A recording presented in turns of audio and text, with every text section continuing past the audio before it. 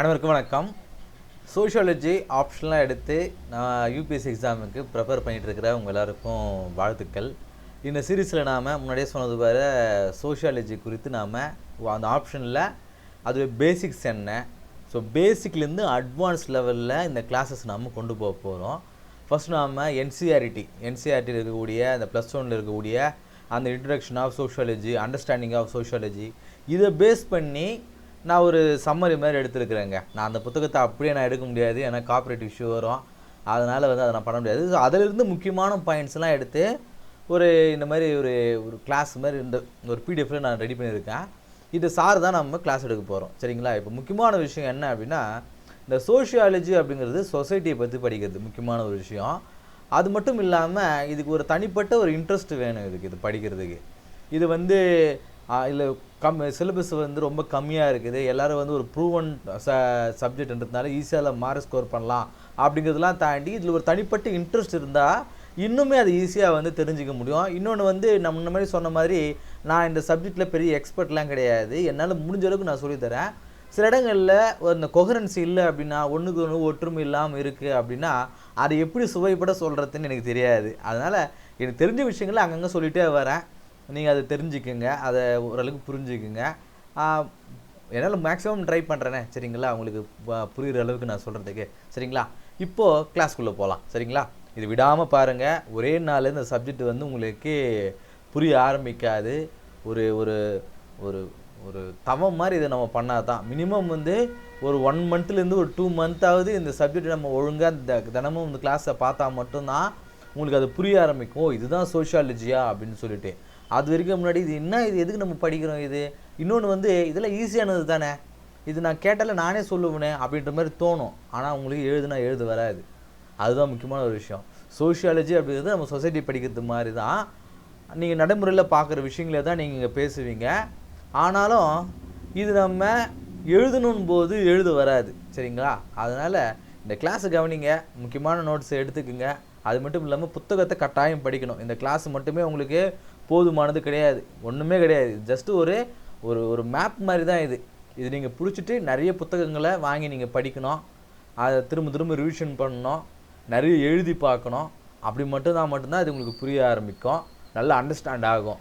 இன்னொன்று இதில் அப்படியே எப்படி இருக்கிறதே கேட்பானா அப்படியே கேட்க மாட்டாங்க. நீங்கள் புரிஞ்சு வச்சுருப்பீங்களா ஒரு கான்செப்டை, அந்த கான்செப்ட்லேருந்து ஆன்சர் எடுக்கிற மாதிரி தான் கொஷின்ஸ் வரும். அதான் இந்த கிளாஸை பார்த்துட்டு அதுக்கப்புறம் ப்ரீவியஸ் கொஷின் பேப்பர்ஸ்லாம் எடுத்து பார்த்தீங்கன்னா உங்களுக்கு நல்லா புரிய ஆரம்பிக்கும், சரிங்களா? இப்போ கிளாஸ்க்குள்ளே போகலாம், ரொம்ப நேரம் பேசிட்டேன். சரி, இப்போது வாட் இஸ் சோஷியாலஜி? சோஷியாலஜினா என்ன அப்படின்னு பார்க்கும்பொழுது பாருங்கள், definition of sociology. Sociology is a systemic study of சொசைட்டிங்க. Systemic study of society, social relationship, institutions and patterns of behaviour அப்படின்றாங்க. சிஸ்டமிக் ஸ்டடினா என்ன? ஒரு பேட்டர்ன் வச்சுருப்பாங்க, அதுக்குள்ளே தான் நம்ம செயல்படணும். இப்போது ஒரு இன்ஸ்டிடியூஷன், ஒரு கான்ஸ்டியூஷன் இருக்குன்னு வச்சுங்களேன், கான்ஸ்டியூஷன் ஒரு சிஸ்டமிக்காக இருக்கும். இப்போ ஜுடிஷியரி எடுத்துக்கங்க, ஜுடிஷியரியில் நேராக பார்த்தோன்னே இவன் குற்றவாளி இல்லை நிரபராதின்னு சொல்லுவாங்களா? கிடையாது. அதுக்குன்னு ஒரு ப்ரொசீஜர்ஸ் இருக்கும், ஒரு சிஸ்டமேட்டிக்காக ஃபாலோ பண்ணுவாங்க.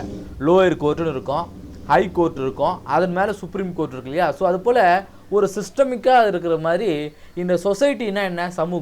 சமூகத்தை ஒரு சிஸ்டமிக் மேனரில் ஸ்டடி பண்ணுறதுக்கு பேர் தான் சோஷியாலஜி. சோஷியல் ரிலேஷன்ஷிப்பு, ஒரு அம்மாவுக்கும் மகனும் இருக்கக்கூடிய அந்த உறவு முறையை படிக்கிறதுக்கு பேர். இன்ஸ்டிடியூஷன்ஸ், ஒரு குடும்பம் ஒரு இன்ஸ்டிடியூஷன், காலேஜ் ஒரு இன்ஸ்டிடியூஷன், ஸ்கூல் ஒரு இன்ஸ்டிடியூஷன். இதை பற்றிலாம் படிக்கிறதுக்கு பேர் தான் சோஷியாலஜின்றாங்க. அதில் முக்கியமான வார்த்தை என்னன்னா ஸ்டடி ஆஃப் சோஷியாலஜின்னு சொல்லுவாங்க, ஸ்டடி ஆஃப் சொசைட்டின்னு சொல்லுவாங்க. சோஷியாலஜினா என்னன்னா ஸ்டடி ஆஃப் சொசைட்டி கிடையாது, சிஸ்டமிக் ஸ்டடி ஆஃப் சொசைட்டி, இல்லைனா சயின்டிஃபிக் ஸ்டடி ஆஃப் சொசைட்டி. அதாவது ஒரு திட்டவட்டமாக இது மாதிரி தான் நாங்கள் படிப்பேன், இப்படி தான் நம்ம அண்டர்ஸ்டாண்ட் பண்ணிக்கணும். அப்படி ஒரு சிஸ்டமேட்டிக்காக நம்ம இருப்போம் இல்லையா? நம்ம சொல்லுவோம் இல்லையா, இவர் எதுவாக இருந்தாலும் சிஸ்டமேட்டிக்காக தான் செயல்படுத்துவார். காலையில் 6 மணிக்கு எழுந்துக்குவார், 7 மணிக்கெல்லாம் குளிச்சுட்டு ரெடி ஆகிடுவார், 7:30க்கெல்லாம் சாப்பிட்டு ஆஃபீஸுக்கு கிளம்பிடுவார், கரெக்டாக 9 மணி ஆச்சா ஆஃபீஸில் ஒரு அட்டெண்டன்ஸ் போட்டுருவார். இது ஒரு சிஸ்டமிக்காக ஃபாலோ பண்ணுறேன் இல்லையா? ஸோ அதே போல் ஒரு சிஸ்டமிக் மேனரில் சொசைட்டியை படிக்கிறது பேர் தான் சோஷியாலஜி. ஏன் இதை நான் திரும்ப சொல்கிறேன் அப்படின்னா, இது ரொம்ப முக்கியமானது. சோஷியாலஜினா என்னன்றது ஃபஸ்ட் நமக்கு தெரியணும். அதனால தான் இந்த டெஃபினேஷனை திரும்ப சொல்கிறேன். சரி, இது என்சிஆர்டியில் என்ன சொல்லியிருக்கு? இது வந்து காமனாக நம்ம தெரிஞ்சுக்க வேண்டியது சோஷியாலஜியில் என்ன அப்படின்னு.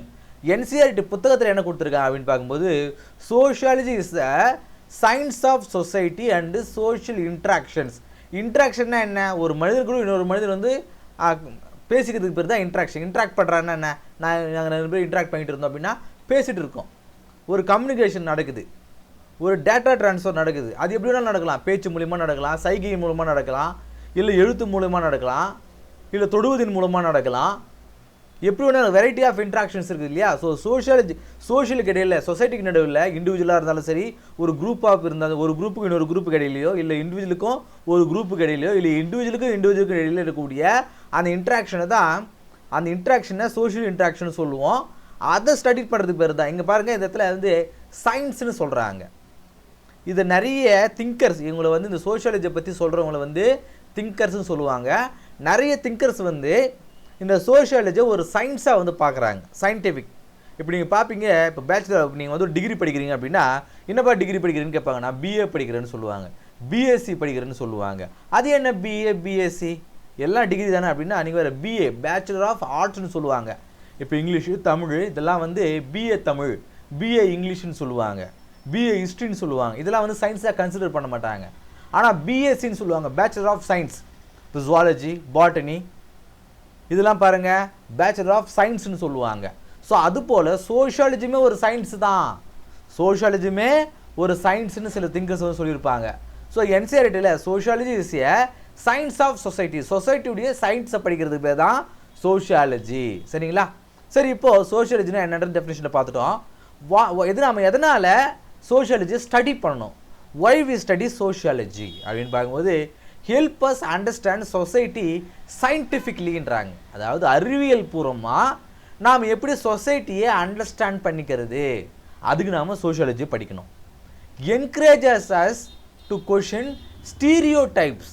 காலங்காலமாக ஒரு நடைமுறையை ஃபாலோ பண்ணிட்டு வராங்கன்னு வச்சுங்களேன், அதை நாம் கொஷினிங் பண்ணுறதுக்கு நமக்கு இது சோஷியாலஜி தேவைப்படுது. ஏன் கொஷினிங் பண்ணணும்? கொஷினிங் பண்ணுறதுனால மட்டும்தான் சயின்ஸ் வந்து உருவாகும். நீங்கள் பாருங்கள், சயின்ஸ் எதனால் உருவாகுது? ஒரு எவல்யூஷன் எதனால் உருவாகுது?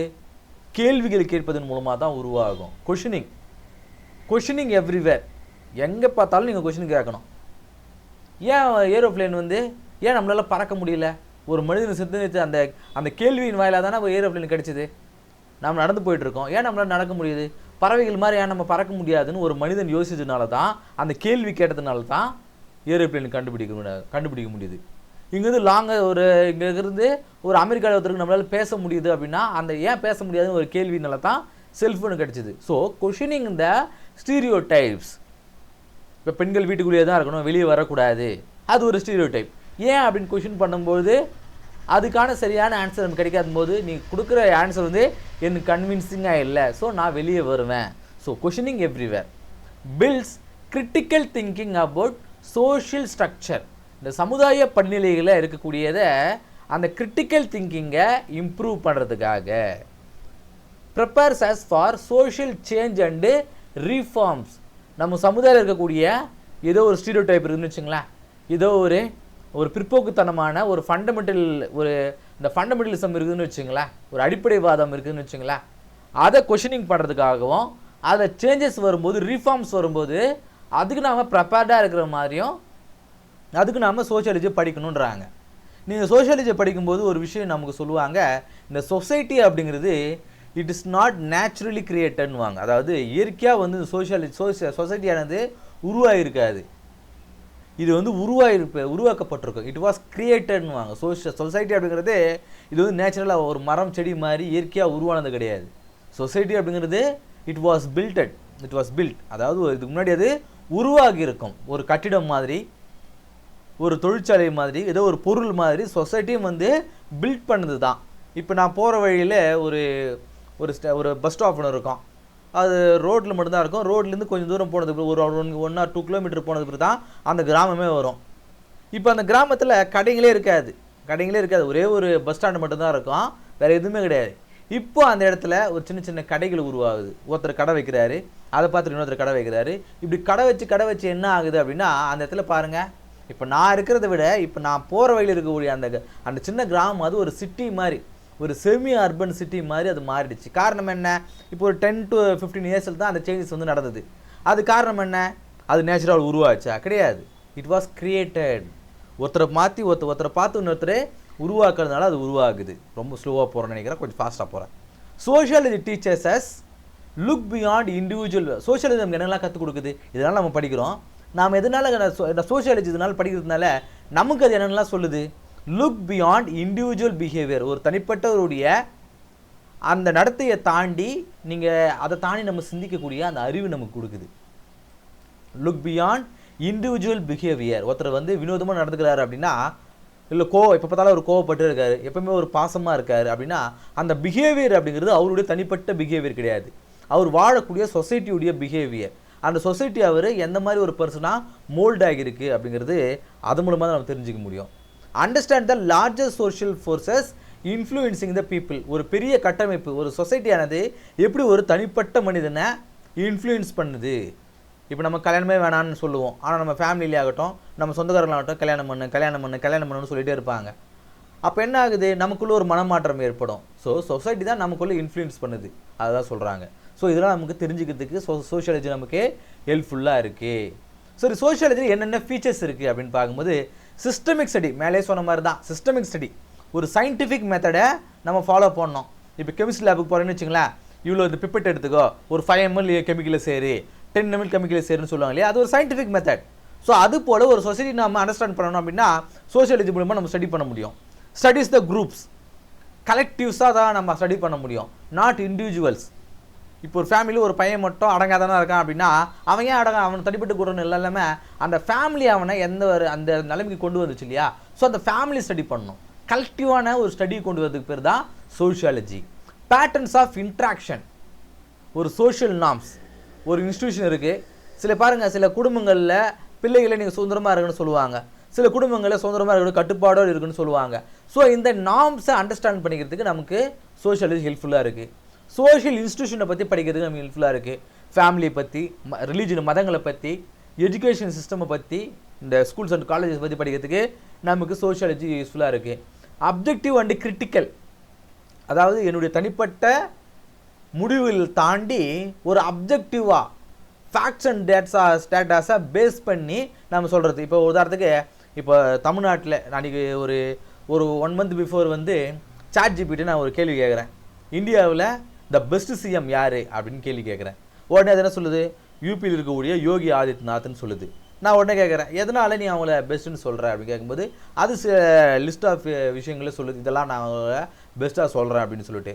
அப்போ நான் அதுக்கிட்ட கொஸ்டின் அனுப்புகிறேன், நீ இதை பேஸ் பண்ணி சொன்ன இல்லையா, இப்போ ஒரு எஜுகேஷன் சிஸ்டமை, அந்த ஜிடிபியை, பெண்களுடைய முன்னேற்றத்தை, உமன்ஸ் க்ரோத் ஆகட்டும், இதெல்லாம் ஒரு 10 பாயிண்ட் சொல்லி இதை பேஸ் பண்ணி நீ லிஸ்ட் அவுட் பண்ணி சொல்லும்பொழுது தமிழ்நாடு சிஎம்ஏ அதை ஃபஸ்ட்டு இடத்துல காட்டுது. ஸோ அதுபோல் ஒரு ஃபேக்ட் அண்ட் பேஸ்டை, ஒரு தனிப்பட்ட முடிவு இல்லாமல் எனக்கு தமிழ்நாடு தான் முக்கியம் அப்படின்றதுலாம் இல்லாமல் டோட்டலாக இந்தியாவை கம்பேர் பண்ணும்போது எந்த மாநிலம் அதிகப்படியான ஜிடிபியை கான்ட்ரிபியூட் பண்ணுது, ஃபேக்ட்ஸை பேஸ் பண்ணி தான் நம்ம பேசணும். ஸோ இது போல் சொசைட்டியில் இந்த சோஷியாலஜியை பேஸ் பண்ணி சயின்டிஃபிக்கலாக ஃபேக்ட் பேஸ்டாக படிக்கிறதுக்கு பேர் தான் சோஷியாலஜியோட ஒரு ஃபீச்சர்ஸ் அப்படின்றாங்க. சரியா? சரி, இப்போ சோஷியாலஜி எதனால் உருவாச்சு, எப்போ உருவாச்சுன்னு பார்க்கும்போது பாருங்கள், 19th century யூரோப்பில் தாங்க உருவாகுது. 19th century யூரோப்பில் தான் சோஷியாலஜி அப்படிங்கிற ஒரு சப்ஜெக்ட் வந்து உருவாகுது. எதனால் அப்படின்னு பார்க்கும்போது French revolution and industrial revolution, இது ரொம்ப முக்கியமானதுங்க. இந்த 2 விஷயங்களால தான் என்லைன்மெண்ட் உருவாகியிருக்கும். ஃப்ரெஞ்சு ரெவல்யூஷனால் நம்மளுடைய பார்த்துருப்போம், ஃப்ரெஞ்சு ரெவல்யூஷன் நமக்கு என்ன சொல்லியிருக்கோம், நம்மளுடைய ப்ரீஆம்பிளே வந்து சொல்லியிருப்பாங்க, ஈக்குவாலிட்டி வந்திருக்கும், லிபர்ட்டி வந்திருக்கும், ஃபெட்டர்னிட்டி வந்திருக்கும். ஸோ இந்த ஃப்ரெஞ்சு ரெவல்யூஷன் மூலமாக ஈக்குவாலிட்டி வந்திருக்கும், எல்லோரும் சமன்ற ஒரு எண்ணம் இருக்கும், ஃப்ரீடம் வந்திருக்கும். இண்டஸ்ட்ரியல் ரெவல்யூஷன்ஸ் மூலமாக எக்கனாமிக் சேஞ்சஸ் நடந்திருக்கும், கிளாஸ் பேஸ்டாக மக்கள் வந்து வகைப்படுத்தப்பட்டிருப்பாங்க, அர்பனைசேஷன் வந்திருக்கும். ஸோ அதன் காரணமாக மக்களிடையே வந்து என்லைட்மெண்ட் வந்திருக்குமா. என்லைட்மெண்ட்னா என்ன? மறுமலர்ச்சி வந்திருக்குமா, ரெசனன்ஸ் வந்திருக்குமா. என்லைட்மெண்ட்னா என்ன? அவங்களுக்கு வந்து அறிவானது விசாலமாக ஆகிருக்குமா. ஸோ அதன் காரணமாக நிறைய முன்னாடி சொல்ல மாதிரி தான் கொஷினிங் ரைஸ் பண்ணியிருப்பாங்க. இந்த ஸ்டீரியோ டைப்பு மேலே வந்து ரைசிங் த கொஷின்ஸ் அப்படின்னு பார்க்கும்போது நிறைய திங்கர்ஸ் உருவாகுறாங்க. உதாரணத்துக்கு ஆகஸ்ட் காம்ட், இவர் தான் வந்து ஃபாதர் ஆஃப் சோஷியாலஜின்னு சொல்லுவாங்க. சோஷியாலஜியுடைய தந்தையார் ஆகஸ்ட் காம்ட். கார்ல் மார்க்ஸ், டர்க்கைம், வீபர், இவங்க எல்லாருமே வந்து இந்த 19th century முதல்ல உருவான சோஷியல் திங்கர்ஸ். சரிங்களா? இவங்க ரொம்ப முக்கியமானவங்க. இவங்களை பற்றி நம்ம தனித்தனியாக படிக்க போகிறோம். சரிங்களா? அடுத்தடுத்து கிளாஸில் படிக்க போகிறோம். சரி, இப்போது சோஷியல் இமேஜினேஷன்னா என்ன அப்படின்னு பார்க்கும்போது இது வந்து ரைட் மில்ஸ் வந்து சொல்கிறாருங்க. சோஷியல் இமேஜினேஷன்னா என்ன, இதெல்லாம் ரொம்ப முக்கியமானதுங்க. எதுவுமே வந்து இது தேவையில்லை, நெக்லிஜிபிள் பண்ண வேண்டிய அவசியமே கிடையாது. எல்லாமே ப்ரீவியஸ் இயர் கொஸ்டின் பேப்பர் எடுத்து பார்த்தீங்கன்னா இது எல்லாமே ஒன்று பற்றி ஒரு கொஸ்டின் வந்திருக்கும். அது ரொம்ப முக்கியமானது. சோஷியல் இமேஜினேஷன்னா என்ன? It's a ability to see the link between personal problems and social issues. அதாவது ஒரு தனிப்பட்ட நபருடைய ஒரு பிரச்சனை அப்படிங்கிறது சோஷியல் இஷ்யூஸோட எப்படி சம்மந்தப்பட்டிருக்கு அப்படின்றாங்க. இப்போ உதாரணத்துக்கு எனக்கு வேலையே இல்லைங்க. இப்போ என்னுடைய காமன் பாயிண்ட் ஆஃப் வியூ என்ன சொல்லுது, இப்போ என் ஃப்ரெண்டுக்கு வேலையே இல்லை, அவன் என்ன சொல்லுவேன், இவன் ஒழுங்காக படிக்கலை, அதனால் அவனுக்கு திறமை இல்லை, அதனால் அவனுக்கு வேலை கிடைக்கல. இது வந்து ஒரு காமன் மேனுடைய பர்ஸ்பெக்டிவ். ஆனால் இதை சோஷியாலஜிக்கலாக எப்படி நம்ம திங்க் பண்ணணும், எப்படி சோஷியல் இமேஜினேஷனை கூட நம்ம திங்க் பண்ணணும் அப்படின்னா அது காரணம் என்ன? இந்த சிஸ்டம் தான், இந்த கவர்மெண்ட்டு தான் இவனுக்கு போதுமான கல்வி அறிவை கொடுக்காம இவனுக்கு போதுமான வேலை வாய்ப்பு ஏற்படுத்தி கொடுக்காதது இந்த கவர்மெண்ட்டுடைய தப்பு, இது இருக்கக்கூடிய சொசைட்டியுடைய தப்பு. இப்படி ப்ராடராக திங்க் பண்ணுறதுக்கு பேர் தான் சோஷியாலஜிக்கல் இமேஜினேஷன். இப்போ ஒருத்தர் சூசைட் பண்ணிக்கிறான், அவன் மனக்கவலையில் அவன் சூசைட் பண்ணிக்கிறான்னா அது அவனோட தனிப்பட்ட முடிவு கிடையாது. அப்போ அவன் சூசைடுக்கு அட்டெம்ப்ட் பண்ணுறான்னா யாரோ ஒருத்தர் மூலமாக அவன் இன்ஃப்ளூயன்ஸ் பண்ணப்பட்டிருப்பாங்க இல்லையா, யாரோ ஒருத்தர் அவனுக்கு காயத்தை ஏற்படுத்தியிருப்பாங்க மனதளவிலையோ உடல் அளவிலையோ, அதனால தான் அவன் முடிவுக்கு போகிறான். ஸோ சோஷியாலஜிக்கல் இமேஜினேஷன் அப்படிங்கிறது இந்த பர்சனல் ப்ராப்ளம்ஸுக்கும் சொசைட்டிக்கு இருக்கக்கூடிய அந்த லிங்கேஜஸ் சொல்கிறக்கூடிய தான் சோஷியாலஜிக்கல் இமேஜினேஷன். சரிங்களா? சரி, இப்போ சோஷியாலஜிக்கும் காமன் சென்ஸுக்கு என்ன வித்தியாசம்? முன்னாடியே பார்த்தா தான். இப்போ ஒருத்தனுக்கு வேலை கிடைக்கலன்னா அவன் ஒழுங்காக படிக்கலன்னு சொல்கிறது காமன் சென்ஸு. சோஷியாலஜி மூலமாக நம்ம தெரிஞ்சுக்கிதுன்னா அவனுக்கு வேலை கிடைக்கல அப்படின்னா இங்கே இருக்கக்கூடிய கவர்மெண்ட் தான் காரணம், ஒரு ஸ்டேட் தான் காரணம். அவனுக்கு தேவையான ஒரு ப்ராப்பரான எஜுகேஷனையும் ஒரு குவாலிட்டியான எஜுகேஷனையும் இல்லை ஒரு வேலை வாய்ப்பு எம்ப்ளாய்மெண்ட்ஸை ஏற்படுத்தி கொடுக்காதது அந்த ஸ்டேட்டோடைய தப்பு தான். அப்படிங்கிறதுக்கு பேர் தான் சோஷியாலஜி அப்படிங்கிறது. பாருங்கள், based on the personal belief, தான் என்ன நினைக்கிறனோ அதை நம்புறதுக்கு பேர் தான் காமன் சென்ஸு. ஆனால் எவிடன்ஸ் அண்டு அப்சர்வேஷனை பேஸ் பண்ணி வருகிறது தான் சோஷியாலஜி. இப்போ அவங்க கொலை செஞ்சிருப்பான் அப்படிங்கிறது நம்ம சொல்கிறோம் அப்படின்னா அது நம்மளுடைய பெர்ஸ்பெக்டிவ், அவன் கெட்டவன் தான் அப்படின்றது நம்மளுடைய பெர்ஸ்பெக்டிவ் சொல்லுவோம், காமன் சென்ஸு. ஆனால் கோர்ட்டில் போகும்போது அப்படி சொல்ல முடியாதுல்ல, அதுக்கான சாட்சியங்கள் தேவை, அதுதான் சோஷியாலஜி. ஆஃபன் பயாஸ்ட், நம்ம ஒருதலை பட்சமாக நடந்துக்க முடியும், ஆனால் அங்கே அப்படி கிடையாது. அப்ஜெக்டிவாக இருக்கணும், கிரிட்டிக்கலாக இருக்கணும். அப்ஜெக்டிவ்னா என்ன? ஃபேக்ட் பேஸ்டாக இருக்கணும். அக்செப்டட் வித்தவுட் கொஷினே கேட்காம அப்படியா இது நீ ஒருத்தர் வராரு, இந்தாப்பா ஒரு 100 தேங்காய் உடைச்சு அப்படின்னா பிள்ளையாருக்கு உடைச்சுன்னா உனக்கு நினச்சதெல்லாம் நடக்கும்னு சொல்கிறாருன்னு வச்சுங்களேன், அப்படியா உடனே போய் செய்கிறதுக்கு பேர் வந்து காமன் சென்ஸ். ஸோ எந்த வித கேள்வி இல்லாமல் நம்புறதுக்கு பேர். ஆனால் சோஷியாலஜி அப்படி கிடையாது. கொஷின் பண்ணணும், அனலைஸ் பண்ணணும், அதை டெஸ்ட் பண்ணணும். சரிங்களா? இதுக்கு பேர் தான் சோஷியாலஜி. சரிங்களா? இப்போது what makes the sociology as a discipline? டிசிப்ளின்னா என்ன? ஒரு சப்ஜெக்ட்னு சொல்லுவாங்க. டிசிப்ளின்னா நத்திங் பட் அ சப்ஜெக்ட். ஒரு சயின்ஸ் ஒரு டிசிப்ளின், மேக்ஸ் ஒரு டிசிப்ளின், ஹிஸ்ட்ரி ஒரு டிசிப்ளின். ஸோ அதுபோல் சயின்ஸ் சொல்கிறாங்க சோஷியாலஜி ஆஸ் எ டிசிப்ளின். எதனால் சொல்லுது? இதுக்குன்னு சில கான்செப்ட் இருக்குது, தியரிஸ் இருக்குது, மெத்தட் இருக்குது, அதனால் இது ஒரு discipline. As a body of knowledge, மற்ற சயின்ஸ் மாதிரி ஒரு ஃபிசிக்ஸ் மாதிரி கெமிஸ்ட்ரி மாதிரி இதுக்கும் ஒரு பாடி ஆஃப் நாலேஜஸ் இருக்குது. Builds on empirical data. Empirical டேட்டானா அனுபவத்தின் வாயிலாக ஒரு தகவலை செய்கிறதுக்கு பேர் தான் வந்து எம்பிரிக்கல் டேட்டான்னு சொல்லுவாங்க. Real world observation. வீட்டுக்குள்ளே உட்காந்து ஆமாம் பெண்கள்லாம் வந்து இப்படி தான் இருக்கணும், அவங்க வெளிவிட்டால் கெட்டு போயிடுவாங்க அப்படின்ற மாதிரி சொல்லாமல் அனுபவத்தின் வாயிலாக அதுக்கு பேர் தான் எம்பிரிக்கல் டேட்டான்னு சொல்லுவாங்க. இந்த எம்பிரிக்கல் டேட்டா மூலமாக இருக்கிறதுனால தான் sociology as a considered as a discipline. சரிங்களா? இப்போது மேலேருந்து பார்த்தோம் இல்லையா, இந்த கிளாஸ் ஒரு சம்மரி ஃபாஸ்ட்டாக பார்த்துருவோம். வாட் இஸ் சோஷியாலஜின்னு பார்க்கும்போது scientific study of society and interaction. புரிஞ்சுதுங்களா? It helps us understand how personal lives are shaped by the social structure. ஒரு தனிப்பட்ட நபருடைய வாழ்க்கையானது எப்படி ஒரு சோஷியாலஜி சொசைட்டி மூலமாக இன்ஃப்ளூயன்ஸ் பண்ணப்படுது, ஸ்ட்ரக்சர் பண்ணப்படுது, வடிவமைக்கப்படப்படுது. 4 வயசுலாம் ஸ்கூலில் சேர்த்துடணும், 20 வயசு 22 வயசுக்குள்ளெல்லாம் ஒரு 22 வயசுக்குள்ளே ஒரு வேலைக்கு போகணும், 25 26 வயசுக்குள்ளெல்லாம் ஒரு கல்யாணம் பண்ணணும், 27 வயசில் ஒரு குழந்தை பெற்றுக்கணும். இந்த ஸ்ட்ரக்சர் இந்த பேட்டர்னை ஃபாலோ பண்ணுறது யார்? சொசைட்டி தான். இதெல்லாம் நீ செய்யணும், அப்போ தான் நீ ஒரு சக்ஸஸ்ஃபுல் மேன் அப்படின்னு சொல்கிறதுக்கு பேர் தான் சோஷியாலஜி. இது எப்படி அண்டர்ஸ்டாண்ட் பண்ணிக்கிறதுக்கு சோஷியாலஜி நமக்கு ஹெல்ப்ஃபுல்லாக இருக்குது. And like common sense it uses tools of observation, theory and research. ஒரு விஷயத்தை பார்த்த உடனே நம்மளுடைய காமன் பாயிண்ட், ஒரு பொது புத்தியில் இது இப்படி தான் இருக்குன்னு நம்ம அண்டர்ஸ்டாண்டிங் வராமல் அதை அப்சர்வ் பண்ணுறதுக்கும், அதை தியரிட்டிக்கலாக வந்து ஸ்டடி பண்ணுறதுக்கும், ரிசர்ச் பண்ணுறதுக்கும் நமக்கு சோஷியாலஜி யூஸ்ஃபுல்லாக இருக்குது அப்படின்னு அது மூலமாக தெரிஞ்சுக்கிறோம். சரிங்களா? இந்த கிளாஸ் உங்களுக்கு யூஸ்ஃபுல்லாக இருந்திருக்கும். சோஷியாலஜியுடைய இந்த ஆப்ஷனுடைய ஃபஸ்ட்டு கிளாஸ். சரிங்களா? என்னால் முடிஞ்ச அளவுக்கு சுவாரஸ்யமாக எடுத்துகிட்டு போயிருப்பேன்னு நினைக்கிறேன். சுவாரஸ்யமாக எல்லாம் மன்னிச்சுக்கோங்க. முடிஞ்ச அளவுக்கு நான் ஒவ்வொரு கிளாஸ்லேயும் வந்து எடுத்துகிட்டு போகிறேன். பட் ஆனால் ரொம்ப லென்த்தாக போக வேணாம், ஒரு நாளைக்கு கொஞ்சம் கொஞ்சமாக தான் கொடுக்கணும் அப்படிங்கிற மைண்ட் செட்டில் இருக்கிறதுனால தான் ரொம்ப எலாபரேட்டாக போகாமல் போகிறேன். மோரோவர் இது வந்து ஒரு ஏர்லி ஸ்டேஜ் ஆஃப் கிளாஸஸ் அப்படிங்கிறதுனாலையும் இதை வளவலான்னு எடுத்துகிட்டு போகாமல் இருக்கிறேன். சரிங்களா? இந்த கிளாஸ் உங்களுக்கு யூஸ்ஃபுல்லாக இருந்திருக்கும் அப்படின்னு நினைக்கிறேன். அடுத்த கிளாஸ் சந்திப்போம். நன்றி.